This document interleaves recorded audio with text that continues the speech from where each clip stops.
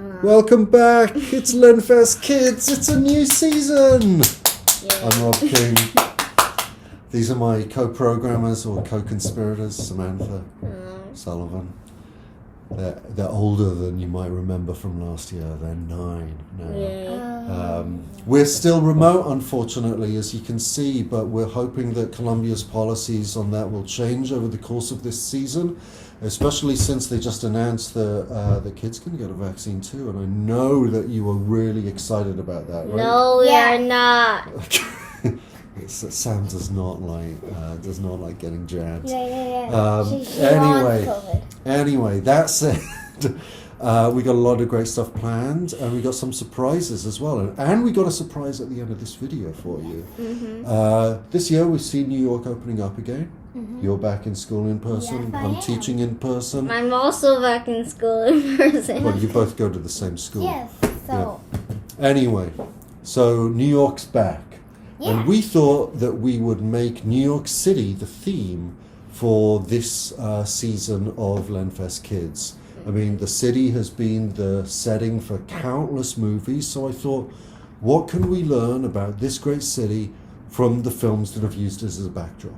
And we're going to get started with The Greatest Showman, which you can find on Disney+. Stars Hugh Jackman, Zendaya, Zac Efron. Hugh Jackman plays this guy called Phineas Taylor Barnum, or P.T. Barnum. He was a real person, and there's a picture of him there. I don't think he's quite as handsome as Hugh Jackman, but we'll leave that to one side. 1851. Well, that picture's from 1851. But Barnum actually came to New York City in 1834, and he purchased a museum and titled it Barnum's American Museum. And his place quickly became famous, notorious even, for its curiosities and its hoaxes. Sam, what's a hoax? Something fake. Something fake, yes. Let's have a look at one of Barnum's famous early hoaxes. It was called the Fiji Mermaid, and he presented it as though these were the remains of an actual mermaid. Do you think he would have tricked you? No? No, not it's really. weird. Not really? It's weird. Do you know what it was? The monkey stitched onto a fish. Yeah, it was the top half of a monkey stitched onto the bottom half of a fish. Well, is this I don't know is why this like people would believe is that actually what it looked like? That's a drawing of what it looked like, yeah. Yeah. I don't think Barnum was necessarily trying Very to... strange looking monkey. It looks like it was one of those monkeys that's between human and monkey, like it was in the middle of the evolution, right? That's interesting. Anyway, I don't think Barnum was really trying to trick people and make them think that this is definitely a mermaid. No. I think he just wanted to inspire curiosity. What is this? Could it be a mermaid? I What don't else? think that it's a mermaid. Right. Yeah. But there's a name for the kind of stuff that Barnum did, hoaxes. But back in the day, it would have been called bunkum or bunk. And Barnum's famous for this phrase that there's a sucker born every minute, which meant that he felt that he could always trick people into handing over their money to see monkeys stitched to fishes as though these were mermaids. There's a sucker born. But you're not suckers. You're not suckers. No, I still want to see that, because even if it was fake, it would be really cool to look at. Yeah. But, I think that Barnum is a complicated person. He's kind of a little bit of a con man, I think. But he was a staunch advocate of the 13th Amendment. Do you know what the 13th Amendment was, Sully? Was about slavery. Yep, abolished slavery. Anyway, one final question. Do we know where Barnum's museum was located in Manhattan? No. Well, let's go and find out. Ooh, fish monkey.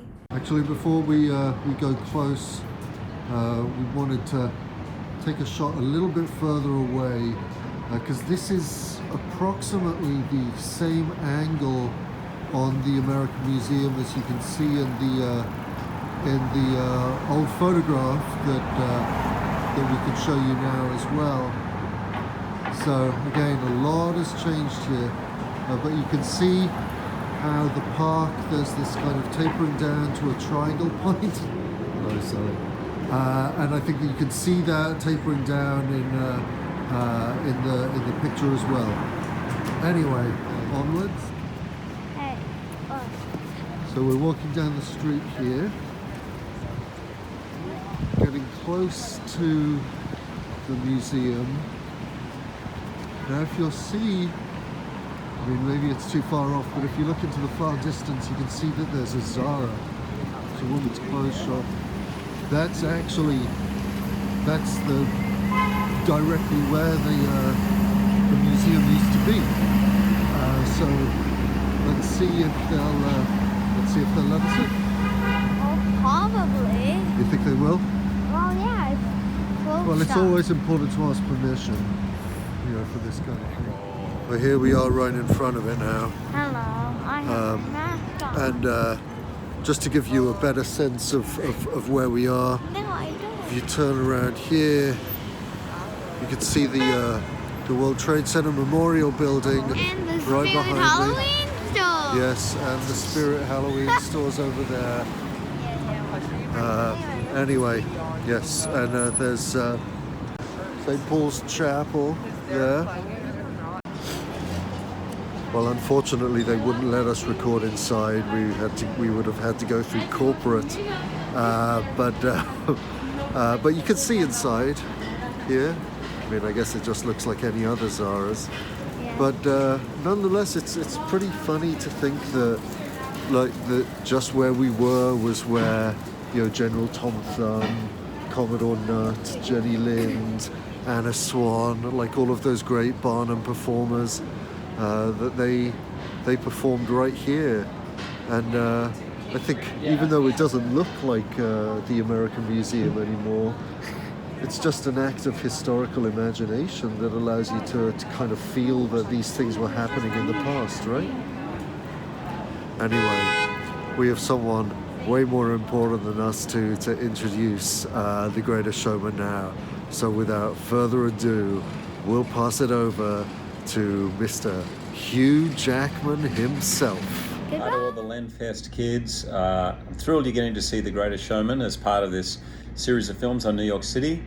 It's set in New York City, it's shot in New York City, parts of it in Brooklyn, we rehearsed it here. So without further ado, let the show begin.